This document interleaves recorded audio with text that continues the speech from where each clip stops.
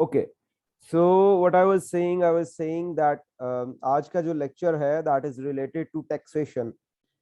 Taxation की अगर बात की जाए as the course your courses, तो कोर्स आपका है एडवांस फाइनेंशियल अकाउंटिंग का, राइट। एडवांस फाइनेंशियल अकाउंटिंग में जो वेट, ये किसी का आया है मैसेज, आई डोंट नो क्या कह रहा है वो। The host will let you, भाई उमर सदीक मैंने इन कर दिया हुआ है आपको, काफी देर से आपकी ज्वाइनिंग हो रही है। सो जो टैक्सेशन की बात जब आती है तो आप लोगों का एडवांस फाइनेंशियल अकाउंटिंग की अगर बात करें तो वहां पे IS 12 बेसिकली टैक्सेशन से रिलेटेड है, जहां पे डेफर्ड टैक्स की बात होती है, जहां पे टैक्स बेसिस की बात होती है। बट द प्रॉब्लम इज कि डेफर्ड टैक्स और टैक्स बेसिस को करंट जो है वो टैक्स टैक्स बेस और परमानेंट टैक्स बेस, इसको सम टेम्पररी टैक्स बेस होता है, परमानेंट टैक्स बेस होता है। इसको समझने के लिए we need to understand first of all accounting for taxation के, टैक्सेशन की अकाउंटिंग कैसे होती है, क्योंकि IS 12 is basically how we report the results, reporting के लिए। और accounting for taxation is basically कि उसकी अकाउंटिंग करनी कैसे है, कैसे रिकॉर्ड होना है। पहली बात तो what will do, will try to understand first of all कि अकाउंटिंग फॉर टैक्सेशन कैसे करते हैं, उसके बाद हम लोग देखेंगे अगर टाइम हुआ तो will be moving towards IS 12 as well, right.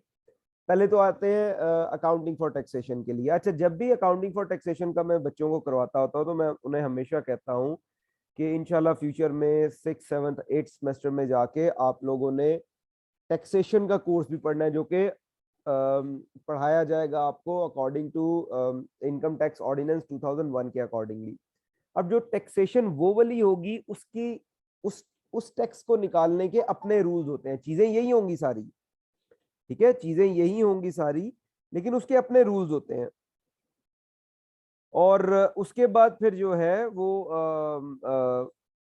जो टैक्सेशन वालों के अपने रूल्स हैं, और आपका जो अकाउंटिंग है उसके अपने रूल्स हैं। तो मैं अक्सर कहता हूँ जब टैक्सेशन पढ़ोगे नेक्स्ट सेमेस्टर में जाके, सो बेटर है, मैंने CA वालों को भी पढ़ाई हुई है टैक्सेशन, मैं अक्सर उन्हें कहता हूँ कि अपने फाइनेंशियल अकाउंटिंग के जो कॉन्सेप्ट्स हैं, उसके स्किल्स हैं, उसको क्लासरूम के बाहर छोड़ के आओ, क्योंकि अगर उसको भी साथ लेके चल रहे होगे तो कंफ्यूज करोगे। So let me summarise this, हमारा ये वाला लेक्चर है ये प्योरली रिलेटेड टू अकाउंटिंग है, कि टैक्सेशन की अकाउंटिंग कैसे करेंगे, कौन करेगा, आपका जो है अकाउंटेंट है वो कैसे करेगा, ठीक है। अच्छा, अब इसकी जरूरत कब पेश आएगी, let me open a Excel file as well. अच्छा, जरूरत इस तरह पेश आएगी कि फॉर एग्जांपल हम लोग बात करते हैं कि दो टाइमलाइंस ले लेते हैं, बल्कि 3 टाइमलाइंस लेते हैं। कंपनी है, फॉर एग्जांपल एक कंपनी है, उसका पाकिस्तान के अकॉर्डिंगली जो टैक्स ईयर चलता है, जो नॉर्मल टैक्स ईयर चलता है दैट इज, जो कि इसको मैं थोड़ा जूम कर देता हूं ताकि आप लोगों के लिए इजी रह जाए। ओके, जो नॉर्मल टैक्स ईयर चलता है कंपनीज का, वो चलता है 1 जुलाई से लेके 30 जून तक। फॉर एग्जाम्पल अभी जो करंट टैक्स ईयर वो स्टार्ट हुआ था 1 जुलाई 2021 से लेके, और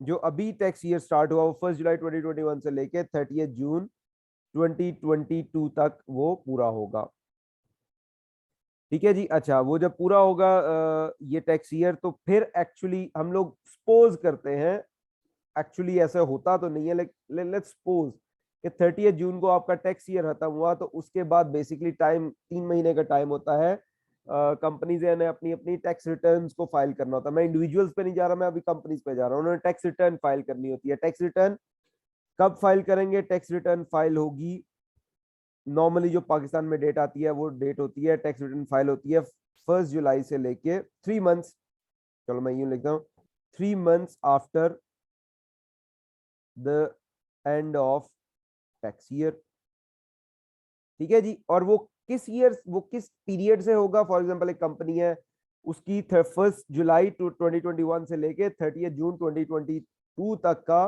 जितनी भी उसकी इनकम होगी उसके ऊपर टैक्स कैलकुलेट होगा और वो टैक्स रिटर्न में जमा हो जाएगा, वो एक्चुअल टैक्स होगा। ठीक है, वो क्या होगा, वो एक्चुअल टैक्स होगा।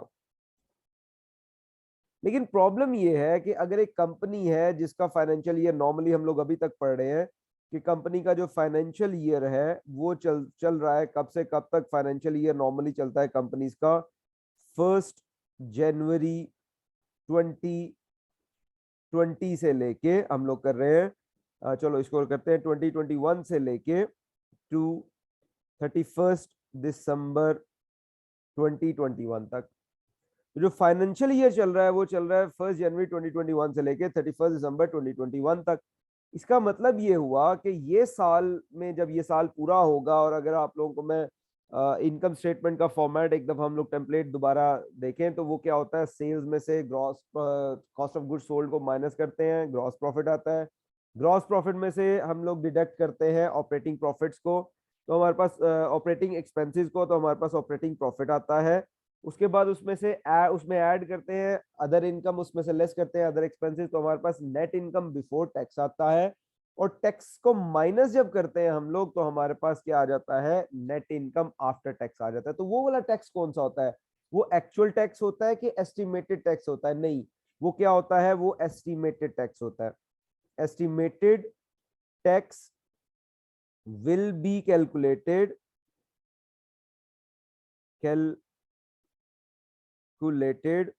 Eight year and. Year and पे एस्टिमेटेड टैक्स कैलकुलेट होगा।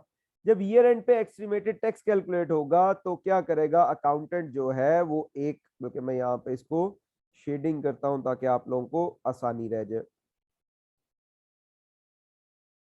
अच्छा, इसमें क्या होगा फिर,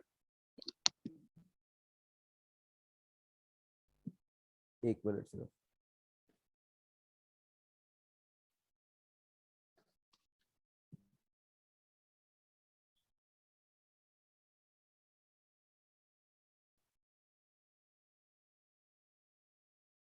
चलो, अच्छा इसमें फिर क्या होगा, जब फाइनेंशियल ईयर ये वाला जो हम लोग कर रहे हैं, फाइनेंशियल ईयर उसका चला, वो एस्टिमेटेड टैक्स कैलकुलेट करेगा एट द ईयर एंड, तो कैलकुलेट करके क्या करेगा, एक एंट्री डाल देगा, डेबिट कर देगा टैक्स एक्सपेंस को, और क्रेडिट कर दिया जाएगा किसको, क्रेडिट कर दिया जाएगा टैक्स लायबिलिटी को। ठीक है, और किस अमाउंट से किया जाएगा, एस्टिमेटेड अमाउंट कौन सी होगी, अमाउंट होगी एस्टिमेटेड टैक्स। इसको एस्टिमेटेड टैक्स क्यों कह रहे हैं, क्योंकि अभी तक एक्चुअल टैक्स तो पता लगेगा कहां से, अथॉरिटीज से।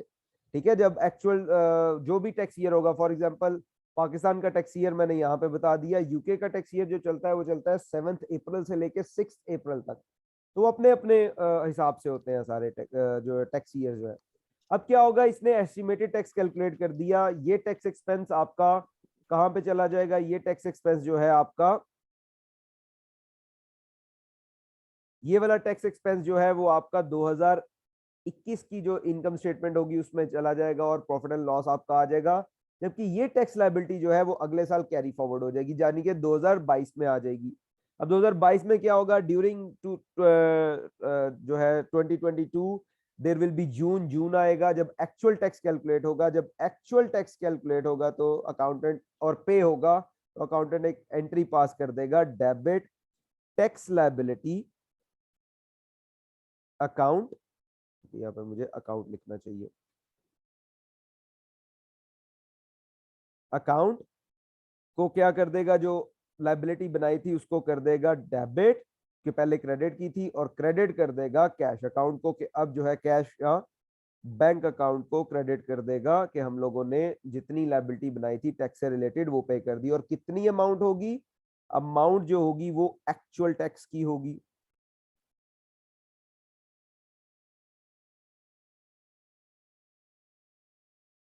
ठीक आ गया। अच्छा, अब ये कब हो रहा है, ये हो रहा है जो ही जून खत्म होगा, 30 जून खत्म होगा, तो 3 महीने के अंदर अंदर ये वाला काम हो जाएगा।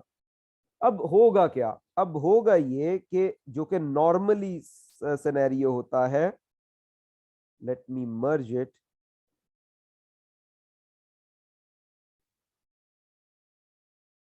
ठीक है, जो नॉर्मली सिनेरियो होता है इसको मैं तीसरा शेड करता हूं ताकि आप लोगों के लिए इजी रहे, मैंने इसको मर्ज किया। अब नॉर्मली जो सर्कमस्टांसेस होते हैं वो क्या होते हैं कि एक्चुअल टैक्स जो होगा, जो पे किया गया होगा, एक्चुअल टैक्स पेड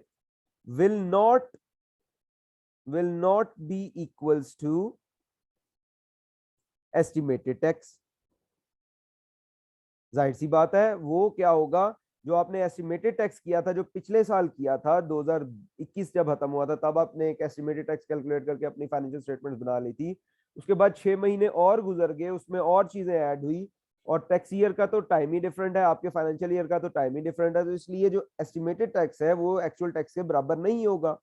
तो फिर इसका हल क्या किया जाए? अकाउंटिंग तो कहती है आपने तो असल डेटा प्रोवाइड करना है, तो असल डेटा के लिए अगर बैठे रहेंगे, सही इंफॉर्मेशन के लिए अगर बैठे रहेंगे, तो फिर तो जून में आना पड़ेगा, लेकिन 31 दिसंबर को फाइनेंशियल स्टेटमेंट्स प्रोवाइड करनी पड़ती है। तो हम लोगों ने क्या किया, एस्टिमेटेड टैक्स कैलकुलेट कर लिया, फिर एक्चुअल आया तो एक्चुअल टैक्स बना लिया। लेकिन अब हुआ क्या कि जो ये वाली स्टेटमेंट होगी, इसमें या तो टैक्स कम कैलकुलेट हुआ होगा या टैक्स ज्यादा कैलकुलेट किया होगा। तो वो उसके सिनेरियो क्या होगा, अगर हम लोग उसका सिनेरियो बनाए तो उसका सिनेरियो ये होगा कि हो सकता है इफ जो एक्चुअल टैक्स आया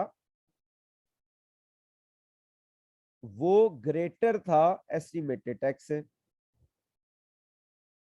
ठीक है, तो इसको हम लोग कहेंगे क्या, अंडर प्रोविजन, कि हम लोगों ने कम कैलकुलेट किया था भाई टैक्स पिछले साल, तो इसकी रेमेडी करो, ठीक है, इसकी रेमेडी करो,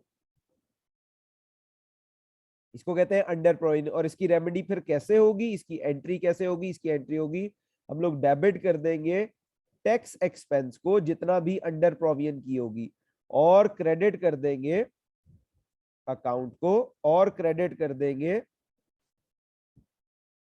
टैक्स लायबिलिटी अकाउंट को, अगर अंडर प्रोविजन होगी, ठीक है। इसी तरह इसको मैं कॉपी पेस्ट करता हूं। अच्छा, इसी तरह अगर जो एक्चुअल टैक्स आया होगा वो कम होगा एस्टिमेटेड टैक्स से, अगर एक्चुअल टैक्स जो आया होगा वो कम होगा एस्टिमेटेड टैक्स से, तो this will be called over provision, कि आपने जब एस्टिमेटेड टैक्स कैलकुलेट किया था तो ज्यादा कैलकुलेट कर दिया था, तो ओवर प्रोवाइड कर दिया था, तो हम लोग इसको कहेंगे ओवर प्रोविजन। तो इस केस में हम लोग क्या करेंगे, इस केस में हम लोग डेबिट कर देंगे टैक्स लायबिलिटी, डेबिट कर देंगे टैक्स लायबिलिटी को, और क्रेडिट कर देंगे टैक्स एक्सपेंस अकाउंट को, ठीक है जी। ये हमारे पास जो है वो एंट्रीज हो जाएंगी इन, जब हम लोगों का होगा क्या होगा, जब एक्चुअल टैक्स और एस्टिमेटेड टैक्स बराबर नहीं होंगे, और ये यही होगा कि एक्चुअल टैक्स और जो है एक्चुअल टैक्स और एस्टिमेटेड टैक्स बराबर नहीं होंगे। ये मैं बार बार रुक इसलिए रहा हूँ बीच में कि ये आ रहे हैं, ऐड हो रहे हैं, इसीलिए मैंने आप लोगों को पहले भी मैसेज किया था कि काइंडली 3:45 तक सारे आ जाओ, बाद में ऐड ना होना, क्योंकि फिर बीच में डिस्टर्ब होता है। अच्छा, ये करना कब है, ये वाला काम सारा, ये काम करना है, अब थोड़ा सा टाइमलाइन से चलते हैं। पहले क्या हुआ, 1 जनवरी 2021 से जरा सोचो, 1 जनवरी 2021 से लेके 31 दिसंबर 2021 तक एक ईयर था, ठीक है। वो ईयर जब 31 दिसंबर 2022 ये पिछले साल खत्म हुआ, तो अकाउंटेंट ने टैक्स कैलकुलेट कर लिया, एस्टिमेटेड टैक्स जो कि प्रॉफिट आया उस बेसिस पे, और उसने ये एंट्री डाल के अपने अकाउंट्स में डाल दिया। उसके बाद क्या हुआ, उसके बाद 6 महीने गुजरे तो टैक्स ईयर एंड हो गया, एक्चुअल टैक्स कैलकुलेट हुआ होगा और पे हो गया होगा। अब ये वाला जो काम करना है, ये आपने 30 जून के बाद नहीं करना, ये जो अंडर और ओवर प्रोविजन करनी है, ये आपने करना है जब इसके बाद थर्ड आएगा आपके पास, इसको मैं एक और शेड करता हूँ, ये वाला, ये आपने क्या करना है, इसकी डेट कौन सी आएगी, इसकी, अब नया फाइनेंशियल ईयर आ गया, पूरा साल एक और गुजरने के बाद नया फाइनेंशियल ईयर आ गया, जो स्टार्ट हुआ था 1 जनवरी से, 1 जनवरी 2022 से लेके ये चलेगा 31 दिसंबर 2022 तक। फॉर एग्जाम्पल, ये जो अभी दिसंबर आ रहा है उसकी एंडिंग आ गई, तो ये वाली जो एंट्रीज होंगी अंडर या ओवर प्रोविजन की, ये आपने यहां पे करनी है। तो मैं यहां लिख देता हूं, फर्स्ट ऑफ ऑल, अंडर और ओवर प्रोविजन, अंडर और ओवर प्रोविजन इज एडजस्टेड। अच्छा, एक दफा अंडर या ओवर प्रोविजन एडजस्ट हो गई, ठीक है, once once under or over provision is adjusted, एक दफा अंडर या ओवर प्रोविजन एडजस्ट होगी, देन क्या करना है, repeat the previous cycle. Previous cycle क्या होगा, रिपीट द प्रीवियस साइकिल। वो प्रीवियस साइकिल क्या होगा, जो आप ऑलरेडी कर रहे थे, वो क्या कर रहे थे, जो पहले पिछले साल में आप लोगों ने ही किया था, कि सेम एस्टिमेटेड टैक्स कैलकुलेट होगा और आप एंट्री पास कर देंगे। ये इसी तरह साइकिल रिपीट होता जाएगा हर साल के साल। ठीक है, ये वाला मैंने इसीलिए इसको येलो में ही रहने दिया है। फिर रिपीट साइकिल होगा, estimated tax will be calculated, और ये वाली एंट्री हो जाएगी। और फिर अगेन अगले साल, जो अगला साल आएगा 2023 का, इस तरह एक्चुअल टैक्स ईयर आएगा। तो ये एक साइकिल चलता जाता है। अच्छा, इसमें होगा अब क्या, क्योंकि विद इन 1 ईयर तो आप इसको कैलकुलेट कर ही नहीं सकते, यानी कि विद इन 1 ईयर तो इसको एडजस्ट कर ही नहीं सकते कि एक साल में ही आपका एस्टिमेटेड टैक्स कैलकुलेशन भी ठीक हो, एक्यूरेट हो, और आप एक्चुअल टैक्स भी पे कर रहे हो। तो इसलिए फिर क्या होता है कि over the period of 2 years हम लोग एक्चुअल जो है रिजल्ट्स को दिखा देते हैं। मैंने आपको आगे भी कहा था, जब भी फाइनेंशियल स्टेटमेंट्स बनती हैं तो 2 सालों का कंपैरेटिव डाटा जो है वो दिया जाता है। वो कंपैरेटिव डाटा इसीलिए दिया जाता है कि कई दफा आप एक साल में चीजों को एडजस्ट नहीं कर सकते, तो over the period of 2 years हम लोग इसको एडजस्ट कर लेते हैं। ठीक हो गया जी। ये सारे का सारा लेक्चर जो है, ये सारी बेसिक्स थी इसकी, जो कि हम लोगों ने करनी थी। ये करंट है, अच्छा नहीं, हम लोग जाते हैं अकाउंटिंग फॉर टैक्सेशन में पहले, फिर आएंगे परमानेंट बेसिस और टेम्पररी बेसिस पे।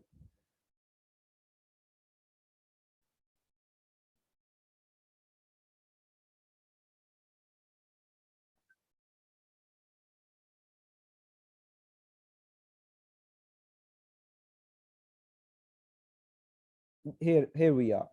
ये है टैक्सेशन का। ये जितनी मैंने चीजें एक्सप्लेन की हैं वो यहाँ पे लिखी हुई है, स्टेप्स भी उसने बता दिए, जो मैंने उसको समराइज कर दिया एक्सेल में यहाँ पे। वो भी उसने बता दिए कि step for reconciling recording corporation tax, वो सारा उसने बता दिया। At the end of the year company should make following double entry. ये डबल एंट्रीज यहाँ लिखी हुई है, कैसे करेंगे अभी एक क्वेश्चन करते हैं तो हमें वो क्लियर हो जाएगा। ठीक है जी, यहाँ पे ये सारी चीजें उसने लिख दी हैं। Let's do first of all test your understanding 7। हम लोग दोनों टेस्ट योर अंडरस्टैंडिंग कर लेंगे, टेस्ट योर अंडरस्टैंडिंग 7 भी कर लेंगे और टेस्ट योर अंडरस्टैंडिंग 8 भी कर लेंगे। ठीक है, let's start with the test your understanding 7। क्या कहता है, कहता है Gary Balde commenced trade on 1st January 2004। what I'll do now, मैं इसी को कॉपी करता हूं, ये शीट को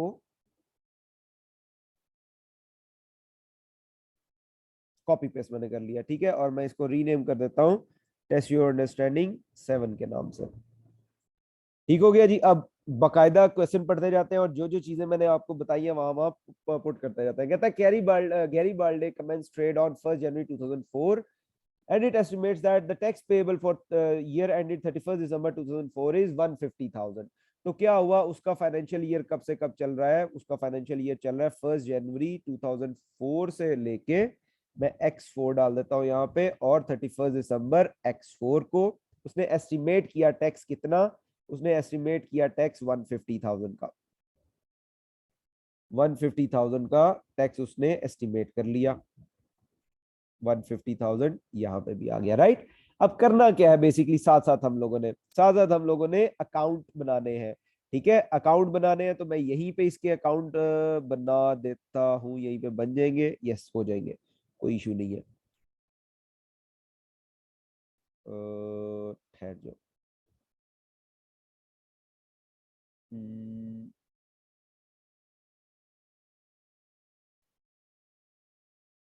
चलो बन जाते हैं यहाँ पे।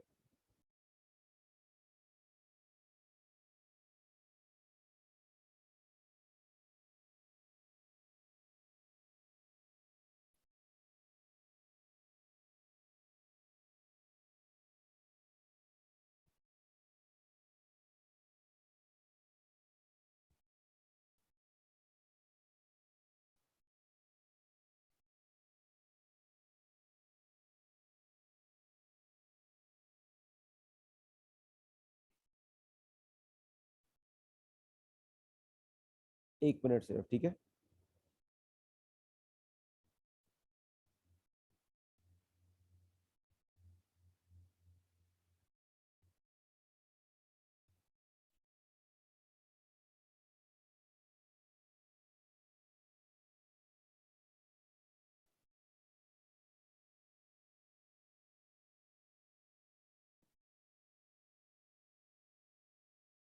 चलो ये हमारे अकाउंट भी बन गया, इसको फिर बाद में कॉपी पेस्ट कर लेंगे। ठीक है जी, ये हमारा आ गया क्या अकाउंट, इस अकाउंट का नाम हमारे पास आ गया,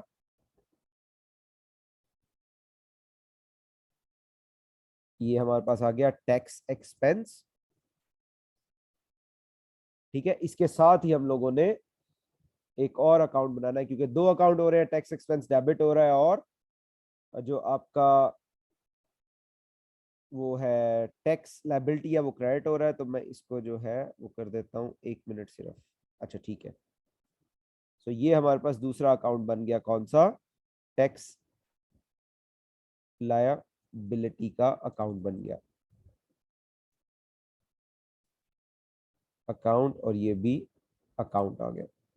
ठीक है जी। अच्छा अब क्या हुआ, वो गैरी बर्डे ने 150 का टैक्स एस्टिमेट किया था, तो यहाँ पे टैक्स एक्सपेंस जो है 150 से डेबिट हो गया, क्योंकि जो आपकी टैक्स लायबिलिटी अकाउंट है वो हो रहा होगा क्रेडिट, और साथ आपका जो है टैक्स लायबिलिटी अकाउंट जो है वो 150,000 से क्रेडिट हो गया, क्योंकि आपका टैक्स एक्सपेंस अकाउंट जो है वो डेबिट हुआ था। ठीक है, इसको मैं बल्कि शेडिंग खत्म कर देता हूं ताकि आप लोगों के लिए इजी हो जाए इसको समझना।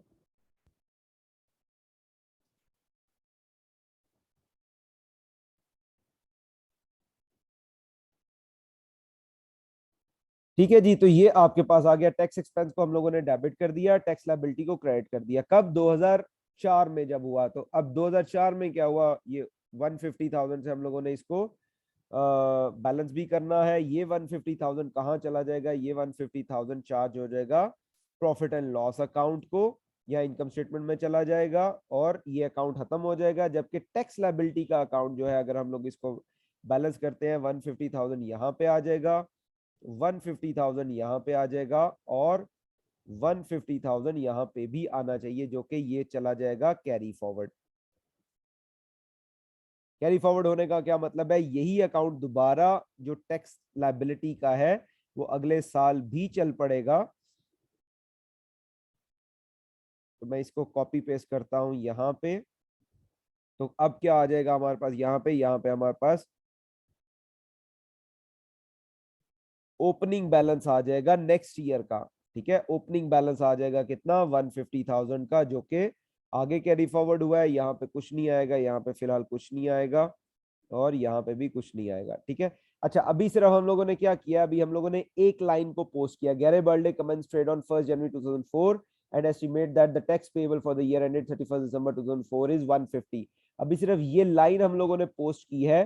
तो उसका जो रिजल्ट आया वो क्या आया, हम लोगों ने अकाउंट्स बना दिए दो, एक 2004 में जो टैक्स एक्सपेंस का अकाउंट है, दूसरा 2004 में ही टैक्स लायबिलिटी का है। टैक्स एक्सपेंस तो खत्म हो जाएगा, टैक्स लायबिलिटी कैरी फॉरवर्ड होगा, और मैंने उसे कैरी फॉरवर्ड कर दिया है आगे। ठीक है, अब जो अगली लाइन है वो पढ़ने से पहले मैं मीटिंग एंड करता हूँ, क्योंकि मीटिंग हमारी स्टार्ट होनी है दूसरी वाली, नेक्स्ट मीटिंग भी। तो ये वाली मैं करके तो आपको नया लिंक भेजता हूँ। ठीक है, टेक केयर, अल्लाह हाफिज।